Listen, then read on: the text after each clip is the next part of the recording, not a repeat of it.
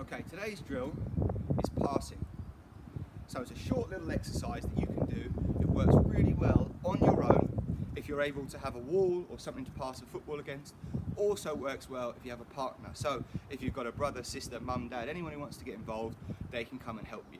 So the idea today is going to be one touch passing.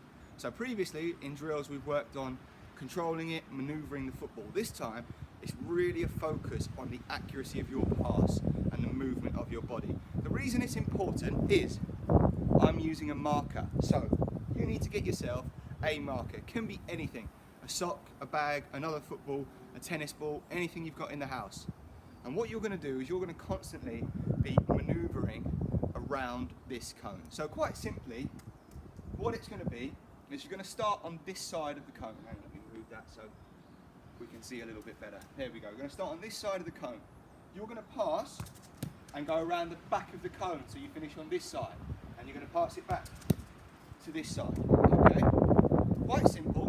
And when I'm doing it slowly, taking 2 touches, I'm sure you'll be able to do that. But the idea of this drill is to master being able to keep control of it for a length of time. So you can pick maybe 10 seconds to get started, build it up 20 seconds, 30 seconds, and then maximum go for a minute. And if for a minute, one touch, you can keep it perfectly under control, you know you've mastered this drill. So you can start like I did if you want, taking more than one touch. So you can pass it across, control it, pass it back, control it.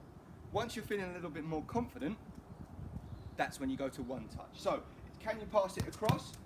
Pass it across. Pass it across. Good. Like this. Nice. Okay? So the idea of this drill is you are passing the ball so that it goes to the other side of your marker. That's why this marker is important, because unlike other drills where it's quite easy, if we just pass it straight against the wall, we could be here all day. But the challenge is you need to get an angle on your pass so that you know it's going to be on the other side of the cone for you. So you need that little angle and you move around the back of the cone. What's important about this is obviously getting that angle right and the weight of pass for yourself right, but in football we always need to create ourselves some space. So the way that you should think about this is that your marker is your defender, and once you bounce a pass you need to find yourself some space to go and get it again. So once you do that and you've mastered it, the idea is to really drive the tempo. How sharp can you be? Because in football sometimes all you need is a yard of space, a metre of space, and there you can get your pass off or get your shot off. So it might seem like a small movement, but that little sharp movement behind the cone is what's going to lose your defender. So how sharp can you move each side like that and try and keep it under control? So there, after a couple of seconds, I've already made a mistake. So the idea is start with a small amount of time, and once you master that, build up the time and the time and the time so that you're able to keep one touch passing under control for a prolonged period. So you should be able to bounce these passes either side of this cone for as long as you can without losing control. Really important to get that movement and get that weight of touch. And if you can build that up to a minute, that's excellent.